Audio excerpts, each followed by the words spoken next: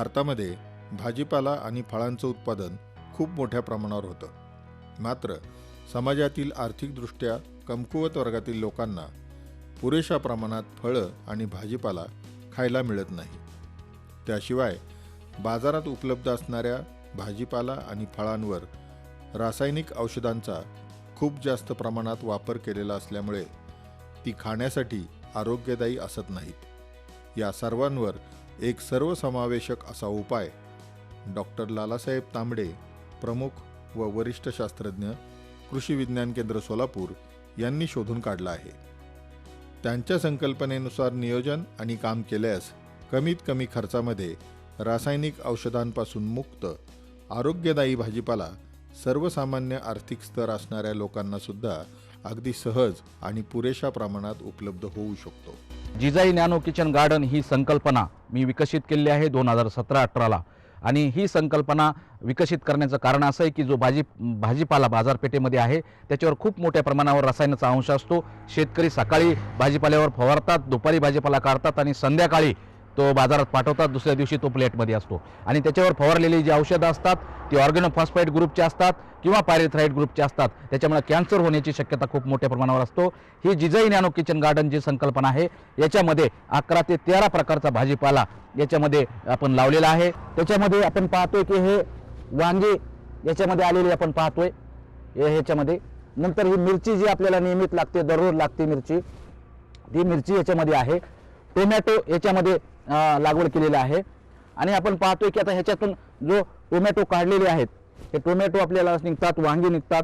आणि याच्या जो टोमॅटोचा खालचा भाग आहे तिथं कोबी लागवड केलेली आहे. आणि ज्या भाजीपाला आपण पुन्हा पुन्हा लागवड करतो असे 2 ट्रेमध्ये मेथी लागवड केली आहे. एका ट्रेमध्ये कोथिंबीर किंवा पालक हे आपण लागवड करू शकतो, ज्याला पालेभाजी असं म्हणतो. तर याची आपण लागवड करू शकतो.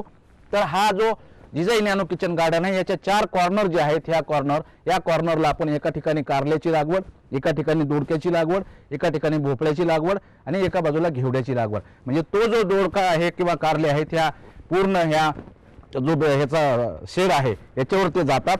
आणि ही एक बाजू जी आहे किचन गार्डनची, ही नॅनो किचन गार्डनची, हे आपण झाकून ठेवतो. कारण बऱ्याच वेळा काय होतं की हे जे नेटिंग ठेवलेलं आहे याचं कारण असं आहे की इन्सेक्ट मध्ये जावात आणि परागीभवनाला अडचण येऊ नये, संपूर्ण 4 बाजूने ते असू नये. दुसरी गोष्ट अशी आहे की याच्यामध्ये आपण पाहतोय की जे काही किडी याच्यामध्ये ज्या आहेत रस शोषणाऱ्या त्याचं व्यवस्थापन करण्यासाठी हे पिवळे चिकट सापळे आणि हे निळे चिकट सापळे याच्यामध्ये लावलेले आहेत की ज्यामुळे ह्याच्यावरल्या ज्या किडी आहेत त्याचा बंदोबस्त होतो. आणि ह्याच्यामध्ये जो खाल्ला बेस आहे तो आपण पाहतोय की 6 फूट जवळपास लांब, 4 फूट रुंद आणि 1 फूट उंच अशा प्रकारचा हा बेड या किचन गार्डनचा आहे. आणि हे बेड तयार करून घेतल्यानंतर ह्याची लागवड केल्यानंतर आपल्याला आपल्या घरच्या घरी 11 ते 13 प्रकारचा भाजीपाला, तो बी जैविक पद्धतीचा तयार केलेला, ज्याला आपण सेंद्रिय पद्धतीचा भाजीपाला आपण म्हणतो. यासाठी आपण RCFचं सेंद्रिय एक प्रोडक्ट आहे ते सुद्धा आपण वापरू शकता की ज्यामुळे ह्याचं न्यूट्रिशन अजून प्रभावी होऊ शकतं. तर हे मला वाटतं की खूप प्रभावी असं युनिट आहे. 7 ते 9 हजार रुपयाला खर्च येतो हे सगळं करण्यासाठी. पण आपण आपल्या घरी टेरेसवर बाल्कनीमध्ये याचा 11 प्रकारचा भाजीपाला हा सेंद्रिय पद्धतीने तयार करण्यासाठी हे जिजाई नॅनो किचन गार्डन हे खूप प्रभावी आहे. कमीत कमी पाण्यामध्ये, कमीत कमी जागेमध्ये विविध प्रकारचा आरोग्यदायी भाजीपाला कमी खर्चामध्ये उपलब्ध करून देणारी ही संकल्पना निश्चितच समाजातील गरीब वर्गातील लोकांच्या खनिज द्रव्य आणि जीवनसत्वांच्या गरजा पूर्ण करेल याची खात्री वाटते.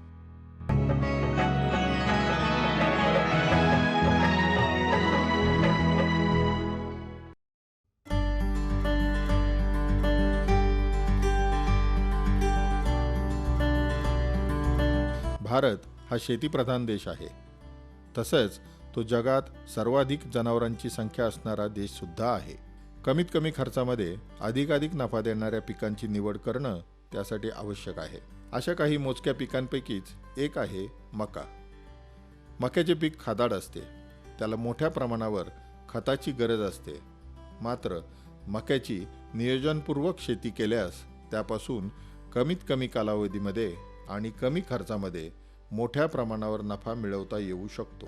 सोमशंकर घोंगडे या बीबी दारफळ, तालुका उत्तर सोलापूर, जिल्हा सोलापूर येथील युवा शेतकऱ्यानं हे प्रत्यक्षात सिद्ध करून दाखवलं आहे. माझ्या शेतामध्ये 2 एकर क्षेत्र आहे. त्याच्यामध्ये अगोदर तुरी होत्या. त्या तुरीमधून मला काय उत्पन्न व्यवस्थित वाटत नव्हतं. मग मी मका ही पीक लागवड करायचं असं एक म्हणजे माझ्या डोक्यामध्ये होतं. मग त्याच्यासाठी कुणाचं तरी मार्गदर्शन हवं होतं आपल्याला.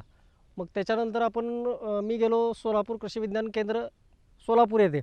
मग तिथं त्या एका सरांनी मला सांगितलं की बाबा मकाची जर व्हरायटी केली तर तुम्हाला चांगलं उत्पन्न भेटू शकतं. मी म्हणलं सर मकावर रोगाचा जास्त प्रमाण आहे, प्रादुर्भाव आहे. मग त्यांनी म्हणले आमच्या मार्गदर्शनाखाली तुम्ही शेती करा म्हणजे तुम्हाला जास्त उत्पन्न मिळेल. मग मी म्हणलं ठीक आहे, माझी 2 एकर शेती आहे, त्याच्यामध्ये मला मकाची लागवड करावी अशी वाटते. मग त्यांनी मला म्हणले माती परीक्षण करा, पाणी परीक्षण करा. त्याच्यानंतर मग तुमचा ज्या मातीचा आणि पाण्याचा जो काही रिझल्ट येईल त्याच्याप्रमाणे आम्ही तुम्हाला भेसळ खतं कुठली कुठली वापरायची याचं नियोजन आम्ही तुम्हाला सांगू. त्या पद्धतीनं तुम्ही तुमची शेती करा. मी म्हणलं ठीक आहे सर. मग तिथून आलो मी 26 डिसेंबर रोजी मका ह्या पिकाची पेरणी केली. आणि पेरणी केल्यानंतर त्या सरांनी ज्या रिपोर्टप्रमाणे मला भेसळ खतं कुठली कुठली वापरायचे ते त्या पद्धतीने नियोजन केलं आणि अशा पद्धतीनं मी मकाची लागवड केलेली आहे. मक्याच्या पिकाची लागवड करण्यापूर्वी सोलापूर येथील कृषी विज्ञान केंद्राच्या सल्ल्यानुसार माती परीक्षण करून घेऊन त्यानुसार खतांचं व्यवस्थापन करण्यात आलं. मक्याच्या पिकाची कमीत कमी खर्चामध्ये मशागत करण्यासाठी खुरपणीऐवजी तणनाशकांचा वापर अशा पद्धतींचा त्यांनी अवलंब केला. साधारण 15 दिवसानंतर तण मला जास्त वाटायला लागलं. मग तण वाटायल्यानंतर मग मी खुरपून घ्यावं किंवा तणनाशक मारावं. त्याच्यामध्ये मला तणनाशक ही परवडेबल वाटले, कारण खुरपण्यापेक्षा तणाने खर्च कमी येतो तणनाशकाने. त्याच्यामुळं मी ॲट्रॅजिन या औषधाची तणनाशकाची फवारणी केली. त्यामुळे माझा खुरपणाचा खर्चसुद्धा अत्यंत कमी झालेला आहे. मका हे खादाड पीक असल्यामुळे खताचा वापर मी केलेला आहे. RCF या कंपनीचा 2 पोती युरिया, 2 पोती सुपर आणि 1 पोती पोटॅश अशाप्रमाणे मी खताचं व्यवस्थापन केलेलं आहे. त्याच्यामुळं मका माझी चांगले आलेली आहे. कृषी विज्ञान केंद्रातील शास्त्रज्ञांच्या सल्ल्यानुसार मक्याच्या पेरणीनंतर ठराविक दिवसांच्या अंतराने निमार्क या जैविक कीटकनाशकाची फवारणी करून लष्करी अळीचे यशस्वी नियंत्रण केले जाते. त्यामुळे खर्चातही बचत झाली.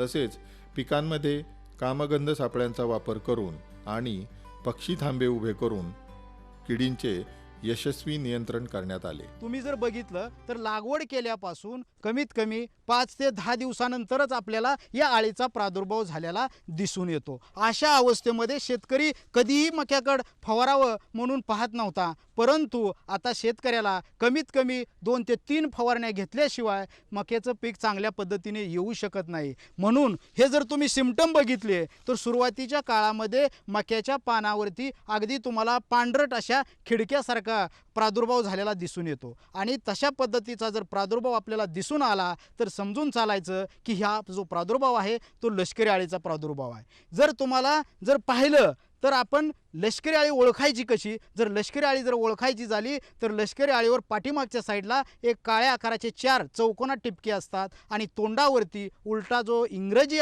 ABCD मधला Y असतो त्या Y पद्धतीचा एक आकार असतो. अशा पद्धतीची जर अळी आपल्याला या शेतामध्ये दिसली किंवा आपल्या मक्यावर दिसली तर समजून चालायचं की हा लष्करी अळीचा प्रादुर्भाव आहे. या अळीची जी पुनरुत्पादनाची जी क्षमता आहे ती खूप मोठ्या प्रमाणात आहे. एक अळी साधारणतः तिच्या जीवनामध्ये जवळपास 1000 ते 1500 अंडी घालते आणि ते जी संख्या बघितली तर एक अळी किंवा एका जोडीपासून जवळपास 1500 एंगवन्स तयार होऊ शकतात किंवा अळ्या तयार होऊ शकतात.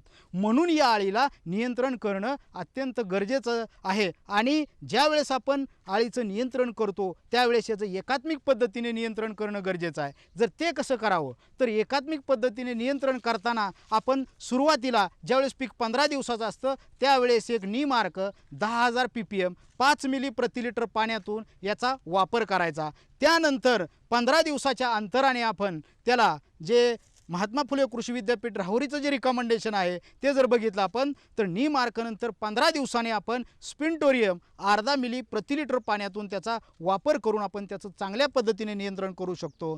एवढं करूनही आपल्याला जर मक्यावरती लष्करी अळीचा प्रादुर्भाव दिसत असेल तर आणखी 15 दिवसांनी आपण त्याला काय करायचं तर एक स्पिंटोरियमचा दुसरा हात घ्यायचा आणि अशा पद्धतीने आपण लष्करी अळीचं व्यवस्थापन करू शकतो. आपल्याला शेतामध्ये जर लष्करी अळीचं प्रमाण किती आहे हे बघायचं असेल तर आपण कामगंध सापळेसुद्धा बसवा. साधारणतः एकरी 5 ते 10 कामगंध सापळे बसवा. त्यानंतर पक्षी थांबे उभे करा. अशा पद्धतीने एकात्मिक पद्धतीने जर तुम्ही लष्करी अळीचं नियंत्रण केलं तर निश्चित आपण चांगल्या पद्धतीने लष्करी अळीचं नियंत्रण करू शकतो आणि हे जे आपलं मका जे पीक आहे त्याच्यापासून भरघोस असं उत्पन्न घेऊ शकतो आणि आर्थिक उन्नती आपली साधू शकतो.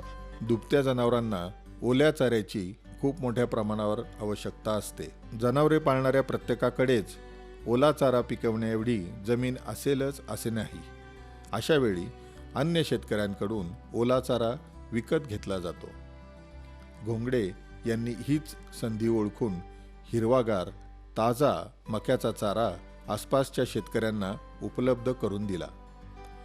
त्यामुळे कमी कालावधीमध्ये या पिकापासून त्यांना भरपूर उत्पन्न मिळाले. साधारण शेतकऱ्याला आत्तापर्यंत काय अडचणी आल्या की लष्करी अळीचा प्रादुर्भाव त्याच्यावरती नियोजन झालं की आपण मकाचं पीक हे जिंकलेच जमा आहे. त्यामुळं माझं सर्व शेतकऱ्यांना आव्हान आहे की अशा पद्धतीचं मकाचं पीक घेऊन माझी सध्या 2 एकर मका आहे म्हणजे साधारण 80 गुंठे. चारासाठी मी 1200 रुपये प्रति गुंठा या प्रमाणात विकली तर 80 गुंठ्याचे 96,000 रुपये मला आता सध्या मिळालेले आहेत. तर माझं इतर शेतकऱ्यांना पण आव्हान आहे की असं तुम्ही पीक घ्यावं. कमी जमीन धारणा असणारा शेतकरीसुद्धा कृषी विज्ञान केंद्राच्या मदतीने आणि खतांचे आणि कीड रोग नियंत्रणाचे वेगवेगळे स्वस्त मात्र परिणामकारक उपाय वापरून मोठ्या प्रमाणावर नफा कमवू शकतो, हेच घोंगडे यांनी दाखवून दिले आहे.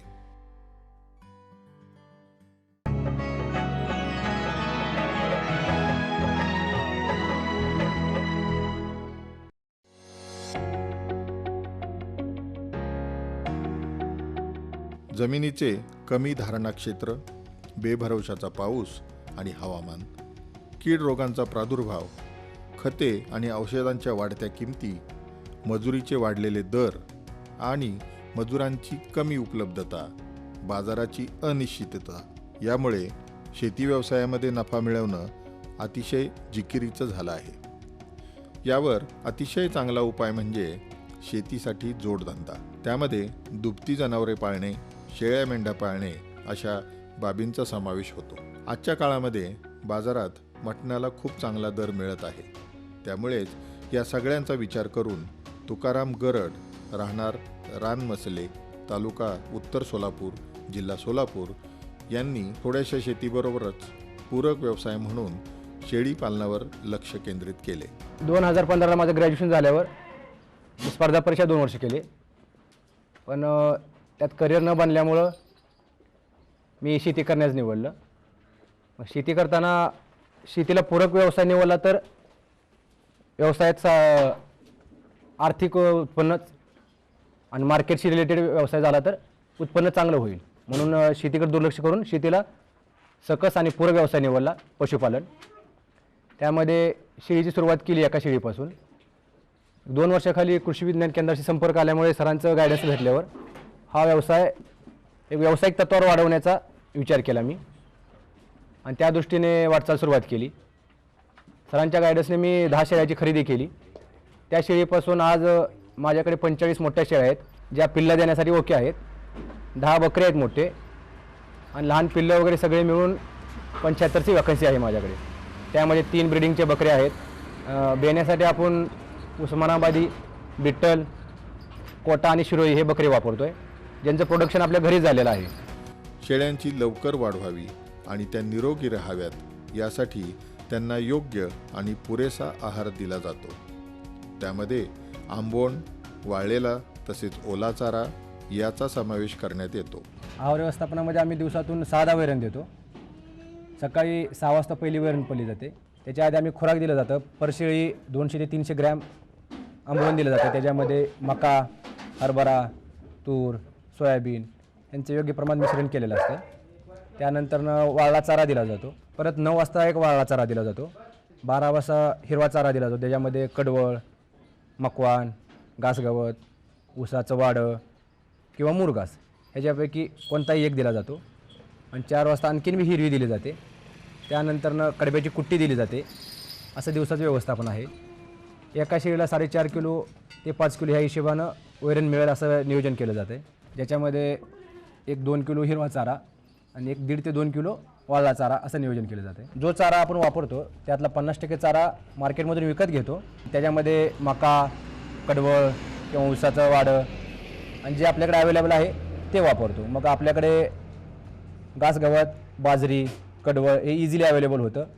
त्याला कष्टही खूप कमी लागतं म्हणून ते आपण उपलब्ध करतो. मकासाठी पाण्याची गरज जास्त आहे आणि औषध नियंत्रण करणं महत्त्वाचं आहे. त्यासाठी आम्ही ते मार्केटमधून घेतो, जेणेकरून आपल्याकडे मनुष्यबळ कमी असल्यामुळे ते बाहेरून आपल्याला इझिली अवेलेबल होतं आणि परवडतंही घेणं. आणि जे बाहेरची 50% वरून खरेदी करतो त्यामध्ये टोटली 100% वाळला चारा हा बाहेरनं खरेदी करतो. ज्याच्यामध्ये तुरीचं, हरभऱ्याचं, सोयाबीन, उडीद, मूग जे कडधान्य आहेत सर्व प्रकारचे कडधान्याचं भुसा म्हणजे जे राहिलेला चोथा वगैरे असतो टर्पल साईज ते वापरतो. आणि एक 25% ते 30% टोटल वाळल्यामध्ये कडब्याची कुट्टी वापरतो आपण. कृषी विज्ञान केंद्रातील शास्त्रज्ञांच्या सल्ल्यानुसार शेळ्यांच्या आरोग्यासाठी विविध प्रकारच्या लसी आणि औषधे देण्यात आली. त्यामुळे कमी कालावधीमध्ये शेळ्यांचे वजन चांगले वाढले, तसेच पिल्ले होण्याचे प्रमाणही वाढले. लसीकरणामध्ये प्रौढ शेळीसाठी लसीकरण वेगळं असतं. लहान पिल्लांना सहसा लसीकरण केलं जात नाही. मोठ्या शेळ्याला वॅक्सिन करताना त्याच्यामध्ये 4 ते 5 प्रकारच्या लसी येतात. PPR, HS, परत लाळा खरकूत, ETV या प्रकारच्या लसी आहेत जे वातावरणानुसार केल्या जातात. थंडीमध्ये अलग असती, उन्हाळ्यात अलग असती, पावसाळ्याच्या सुरुवातीला अलग असती. त्या लसी ज्या त्या वातावरणानुसार दिल्या जातात. प्रत्येक महिन्याला लहान पिल्लाचं 21 ते 22 दिवसानंतर आपण डिवॉर्मिंग करतो. 3 महिन्यानंतर पिलू झालं की प्रत्येक 3 महिन्याला प्रत्येक शेळीचं कंपल्सरी डिवॉर्मिंग केलं जातं. एकदा वापरलेलं औषध कमीत कमी 5 ते 6 महिने आपण फार्ममध्ये परत वापरत नाही. 3 प्रकारचे औषधं डिवॉर्मिंगसाठी ठेवली जातात. 3 प्रकारचे औषधं अलग अलग असतात, त्यातले कंटेंट अलग असतात. पण एवढंच चेक केलं जातं की कंपनी एक ब्रँड कंपनी असावी, जेणेकरून त्यातले कंटेंट मेंटेन केलेलं असावी. त्यामुळे रिझल्ट आपल्याला मिळणं सोपं होतं. जिवंत शेळ्यांची विक्री करण्यापेक्षा त्याच्या मटणाची विक्री करणं अधिक फायद्याचं आहे हे लक्षात आल्यानंतर घरड यांनी शेळी कापून मटण तयार करण्यासाठीच्या शास्त्रीय पद्धतीचा अभ्यास केला. तसेच हैदराबाद येथे जाऊन त्यासाठीचे प्रशिक्षणही घेतले.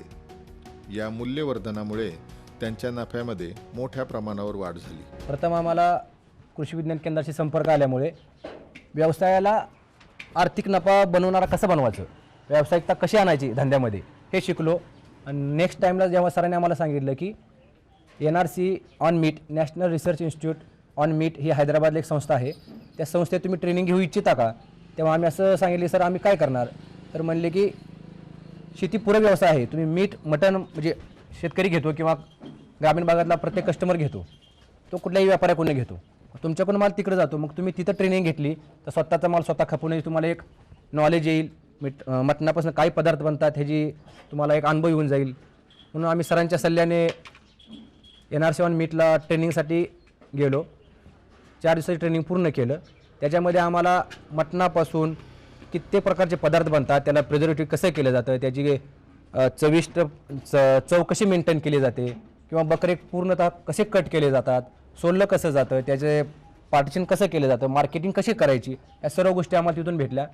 आणि त्याचा मला निश्चितच फायदा असा झाला की वर्षाकाठी 1.5 ते 2 लाख रुपये माझ्या प्रॉफिटमध्ये भर पडली. आता शेतकऱ्याच्या कुठल्याच मालाला 6 लाख रुपये टनानं कुठेच किंमत मिळणार नाही जेवढी किंमत ह्या बकऱ्यांच्या मटणाला आहे. सर्वात महागडी वस्तू म्हणली शेतकऱ्याकडली तर 6 लाख रुपये टन असा कुठलाच वस्तू किंवा कुठली शेतीनं निघणारं प्रोडक्शन एवढ्या किमतीनं जात नाही. म्हणून आम्ही सुरुवात केली मीट मार्केटला. त्यातून आम्हाला आर्थिक उत्पन्न मिळालंच, पण लेंडी खतातूनही वर्षाकाठी आम्ही 40 ते 50 हजार काढतो. हे आमच्या 40 शेळ्यामागं वर्षाकाठी आम्हाला 150च्या आसपास सरासरी पिल्लं मिळतात. तर खर्च अर्थ जाऊन वर्षाकाठी आम्हाला 7 ते 8 लाख रुपये नेट प्रॉफिट राहतं, जेणेकरून सरासरी आम्ही पिल्लं शेतकऱ्यांनाच विकतो. आम्ही आता मंगळवार, शुक्रवार, रविवार आपल्या घरीच बकरे कट करतोय, ज्यातून आम्हाला मार्केट किमतीपेक्षा 2 ते 3 हजार प्लस नफा होतो. म्हणजे जेणेकरून मध्ये दलाल, कटिंगवाला हे सगळं कट होऊन ते प्रॉफिट आम्हाला भेटायला लागल्यामुळं आर्थिक उत्पन्नात आमच्या वाढ झाली आहे. आणि जे पाटे आहेत आपल्या फार्मची एक शुद्धता, प्युरिटी किंवा चांगल्या प्रकारची निगा राखण्याची पद्धत बघून आपल्या आसपासच्या भागातील खूप शेतकऱ्यांनी आपल्याकडून पिल्लं घेणं किंवा शेळी घेणं पसंत केलं आहे. जेव्हा आपण व्यवसायाची सुरुवात केली तेव्हा लोकांची अशी मानसिकता होती की शेळीपालन हा बंदिस्त होणारा विषय नाही आहे, शेळी ही ओपनलीच राहिली पाहिजे तरच टिकते. पण आपल्या फार्मला आज 4 वर्ष पूर्ण झालेत. 3 मार्चला आपल्याकडे या काही शेळीचा रिपीट होण्याचा किंवा गाभ बनण्याचा किंवा प्रेग्नंट न राहण्याचा असा कोणताही प्रॉब्लेम आलेला नाही आहे. हे पाहून मग आसपासच्या गावातील आपल्या गावातील शेतकरी खास व्हिजिट द्यायला येतात आमच्याकडे की आम्हाला ह्यातले काही गायडन्स करू शकता का, तुमच्याकडे शेळी विक्रीसाठी अवेलेबल आहे का. हे पाहून कमीत कमी आपल्या गावात एक 15 ते 20 लोकांनी शेळीपालनाची सुरुवात केली आहे आणि चांगल्या प्रकारे त्यांची वाढही होते. ह्यातून एक शेतकऱ्यांना आर्थिक उत्पन्नाचं साधन भेटलं आहे. तो अशा प्रकारे की प्रत्येक शेतकरी कमीत कमी दारात 2 शेळ्या ठेवतोय, त्यांचे 4 पिल्लं सेल करतो, परत 2च शेळी ठेवतो, जेणेकरून घराचा खर्च निघाल्यामुळे आर्थिक उत्पन्नात वाढ व्हायला लागली आहे. कृषी विज्ञान केंद्र सोलापूर यांच्यामार्फत स्थानिक शेतकऱ्यांना शेळी पालनाविषयी संपूर्ण माहिती देऊन तांत्रिक मार्गदर्शन करण्यात येते. शेतकऱ्यांचे प्रशिक्षण कार्यक्रम कृषी विज्ञान केंद्रामार्फत घेण्यात येतात. त्याचा जिल्ह्यातील शेतकऱ्यांना मोठ्या प्रमाणावर फायदा होतो. कृषी विज्ञान मार्फत ग्रामीण युवकांसाठी युवकांना शेतीमध्ये आकर्षित करणं व प्रस्थापित करणं या प्रोग्राम अंतर्गत साधारणतः 140 युवकांना आपण मागच्या 2 वर्षापासून प्रशिक्षण देतो. याच्यामध्ये शेळीपालन हा विषयावर आपण युवकांना प्रशिक्षण देतो. याच्यामध्ये साधारण 38 युवकांनी अतिशय चांगल्या पद्धतीनं शेळीपालनाचं युनिट व्यावसायिक पद्धतीनं स्थापित करून ते यामध्ये अतिशय चांगल्या पद्धतीनं मागच्या 2 वर्षापासून यशस्वीपणे हा व्यवसाय करतात. याच्यामधलेच श्री तुकाराम गरड यांनी अतिशय चांगल्या पद्धतीनं शेळीपालन केलेलं आहे आणि याच्यामध्ये युवकांना प्रथमतः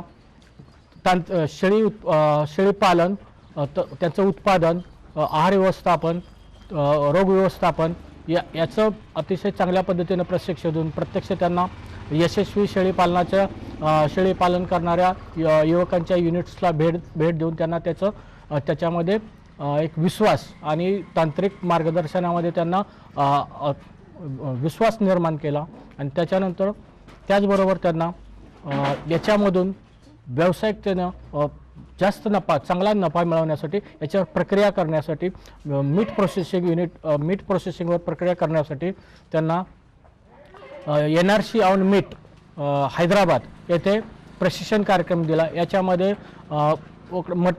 बोकडाचे मटण तयार करणे किंवा बोकड कापणे आणि ते शास्त्रीय पद्धतीनं त्याचे मटण तयार करून ते विक्री करणे, त्याचबरोबर त्याच्यावर प्रक्रिया करणे म्हणजे मटणापासून मटणाचे लोणचे बनवणे किंवा वेगवेगळे सॉसेस बनवणे, असे वेगवेगळ्या सुधारित वेगवेगळ्या पदार्थांचं प्रक्रिया त्यांना प्रॅक्टिकली तिथं प्रशिक्षण देण्यात आलं. याच्यामधून युवकांना एक आत्मविश्वास निर्माण झाला. योग्य व्यक्तीकडून पुरेशी माहिती घेऊन मन लावून आणि कष्टपूर्वक कोणताही व्यवसाय केल्यास यश निश्चितच मिळते. घरड यांच्या शेळीपालन व्यवसायातून याची प्रेरणा घेऊन आपणही हा व्यवसाय सुरू केल्यास आपण आर्थिकदृष्ट्या नक्कीच सक्षम व्हाल यामध्ये शंका नाही.